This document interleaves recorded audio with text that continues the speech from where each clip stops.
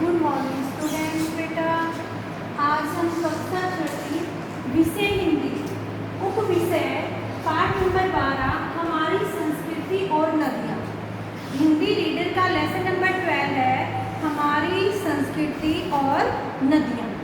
आज ये एक लेख है, आज हम इस लेसन को रीड करेंगे। ठीक है, फर्स्ट है हमारी संस्कृति और सभ्यता का विकास नदियों किनारे हुआ है। जो हमारी संस्कृति है, जो सभ्यता है, उसका जो विकास हुआ है वो कहाँ पर हुआ है? नदियों के किनारे। हमारी संस्कृति इन्हीं नदियों के किनारे पर फूली फूली है। क्या है? जो हमारी संस्कृति है वो इन्हीं नदियों के किनारे पर फली फूली है। यही कारण है कि हम स्वयं को गंगा जमुनी से जोड़ते हैं। किससे जोड़ते हैं अपने आप को? गंगा जमुनी से। और अपनी सामाजिक संस्कृति को भी हम गंगा जमुनी संस्कृति कहते हैं। जो हमारी सामाजिक संस्कृति है उसको भी क्या कहते हैं? हम गंगा जमुनी संस्कृति कहते हैं। नदियों का मानव और सभ्यता संस्कृति का विकास पर बहुत ही अच्छा प्रभाव। मानव का नदियों पर, सभ्यता पर, संस्कृति पर बहुत ही ज़्यादा प्रभाव है। भारतीय सभ्यता और संस्कृति में नदियों का बहुत ही ज़्यादा उल्लेख किया गया है। उनके बारे में विस्तार से बताया गया है। कौन सी नदी कहाँ से निकलती है, वह उपयोगी है, वह पवित्र है, इन सब के बारे में बताया गया है। मनुष्य वैसे अपनी संस्कृति पर गर्व करता है और विश्वास करता है, लेकिन उसको गंदा करने पर भी उसी का हाथ होता है। ठीक है, जब मानव अपनी संस्कृति को गंदा करता है तो तब भी उसी का हाथ होता है। इसका कारण यही है कि कहीं स्वयं मानव ही, जो मानव है वो अपने आप को सुधार नहीं पाता है। तो इसी कारण ही जो हमारी संस्कृति है उसका विकास नहीं हो पाता।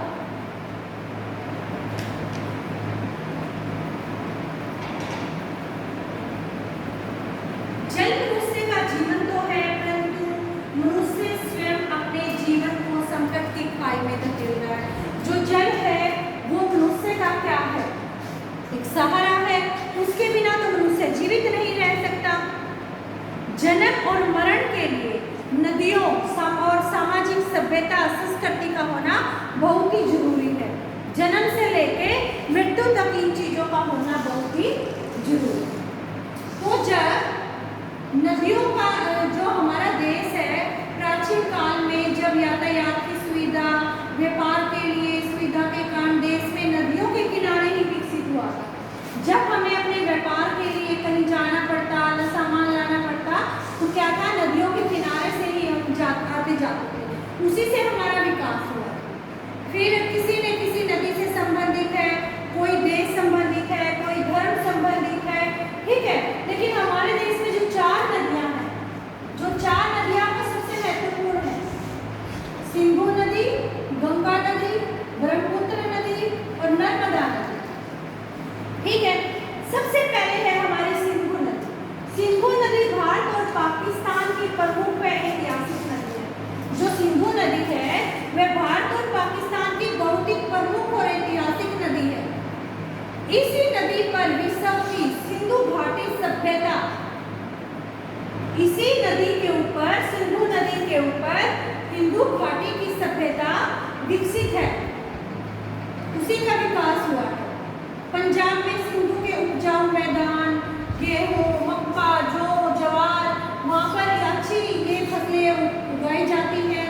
फल भी अधिक मात्रा में मिलते हैं। वहाँ पर बांध बिजली पैदा करते हैं। वहाँ पर तो एक बांध बनाए हुए हैं सिंधु नदी के किनारे, जिससे हमें बिजली प्राप्त होती है।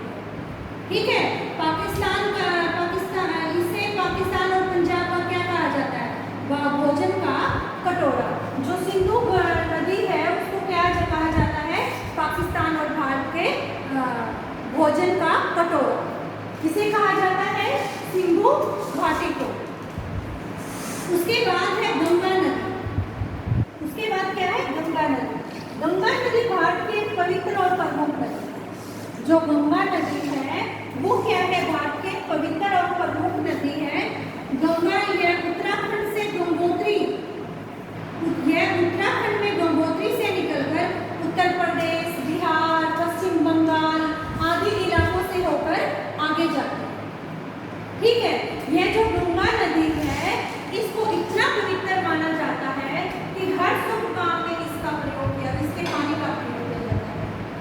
गंगा के जो मैदान हैं उनके अंदर 52 करोड़, जो गंगा के मैदान है 52 करोड़ लोग वहाँ पर विकसित हैं, वहाँ पर निवास करते हैं, वहाँ पर रहते हैं। गंगा नदी के पानी से ही गेहूँ, ज्वार, जौ, बाजरा, आलू, पर्याप्त आदि मात्रा में उपजाऊ करते हैं। हम अनेक योजनाएं बनाते हैं, रुपए खर्च किए जाते हैं, मतलब कि बहुत ही अच्छा निर्माण होता है गंगा नदी के पानी से। थर्ड है हमारी ब्रह्मपुत्र नदी। जो ब्रह्मपुत्र नदी है, ब्रह्मपुत्र नदी तिब्बत के कैलाश पर्वत से निकलती है। कहाँ से निकलती है? तिब्बत के कैलाश पर्वत से। ब्रह्मपुत्र नदी जो है तिब्बत में अरुणाचल प्रदेश, असम से होती हुई बांग्लादेश पहुंचती है। क्या है? तिब्बती रास्तों से निकलकर कहाँ पर पहुंचती है ये? बांग्लादेश। जो ब्रह्मपुत्र नदी है बांग्लादेश पहुंचती है, वहां पहुंचकर किसमें गिरती है? बंगाल की खाड़ी में। कहाँ पर गिरती है? बंगाल की खाड़ी में। इसकी सबसे मुख्य जो विशेषता है, इसमें ज्वार भी आते रहते हैं और इसे क्या कहा जाता है? असम की गंगा भी कहा जाता है। किसको कहा जाता है असम की गंगा? ब्रह्मपुत्र नदी को। अब है नर्मदा नदी। नर्मदा नदी को एक पवित्र नदी माना जाता है। जो नर्मदा नदी है उसको सबसे अधिक पवित्र नदी माना जाता है। कहा जाता है कि इसमें स्नान करने से पापों से मुक्ति मिलती है। अगर हम नर्मदा नदी के अंदर स्नान कर लेते हैं कि जो हमने पाप किए हैं उनसे क्या मिलती है? मुक्ति मिल जाती है। इसकी उत्पत्ति किसने की थी? नर्मदा नदी की भगवान शिव ने। किसने की थी? भगवान शिव ने।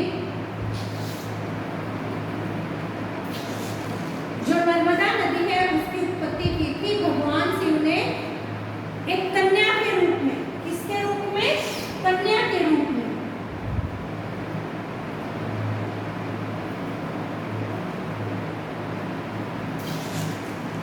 किसके रूप में की थी? कन्या के रूप में की थी, जिसमें बाद में एक नदी का रूप ले लिया था। आर्थिक विकास से नर्मदा नदी का योगदान बहुत ही ज्यादा। ठीक है बेटा, ये है हमारी संस्कृति और नदियाँ, जो एक लेख है। ठीक है, अब हम इस लेसन को रीड करेंगे। अब जो है बेटा हम इस लेसन को रीड करेंगे। लेसन नंबर 12, हमारी संस्कृति और नदियाँ। हमारी सभ्यता और संस्कृति का विकास नदियों किनारों पर हुआ है। हमारी संस्कृति इन नदियों के किनारों पर फली फूली है। ये जो है मैंने आपके बोर्ड के ऊपर जितनी भी डेफिनेशन लिखती हूँ वो सब आप लर्न किया करो। यही कारण है कि हम स्वयं को गंगा जमुनी से जोड़ते हैं और अपनी सामाजिक संस्कृति को भी गंगा जमुनी संस्कृति ही कहते हैं। नदियों का मानव सभ्यता एवं संस्कृति के विकास पर अमिट प्रभाव है। अमिट का मतलब होता है बहुत ही ज़्यादा प्रभाव है। भारतीय सभ्यता और संस्कृति में नदियों का खास महत्व रहा है। नदियों के बिना हम भारतीय संस्कृति की कल्पना नहीं कर सकते। जन्म से मृत्यु तक नदियों का हमारे जीवन में गहरा नाता है। मनुष्य वैसे तो अपनी संस्कृति पर गर्व करता है, परंतु आज के समय में चाहे मनुष्य नदियों के किनारे है पर नदियों के करीब नहीं। इसका कारण कहीं न कहीं स्वयं मानव ही है। आज मनुष्य नदियों को अपनी संस्कृति मानता तो जरूर है, परंतु इनके साथ मानव का व्यवहार बहुत ही मैला हो चुका है और यह सब मानव द्वारा ही किया जा रहा है। इसलिए आज जब हम आसपास की नदियों की अवहेलना करते हैं तो ऐसा लगता है कि हमने अपनी सभ्यता और संस्कृति को भुला दिया है। जल मनुष्य का जीवन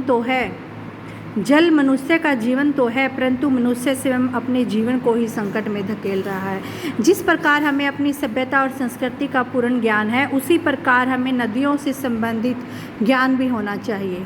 भारत की नदियों का देश के आर्थिक एवं सांस्कृतिक विकास के प्राचीन काल में महत्वपूर्ण योगदान रहा है।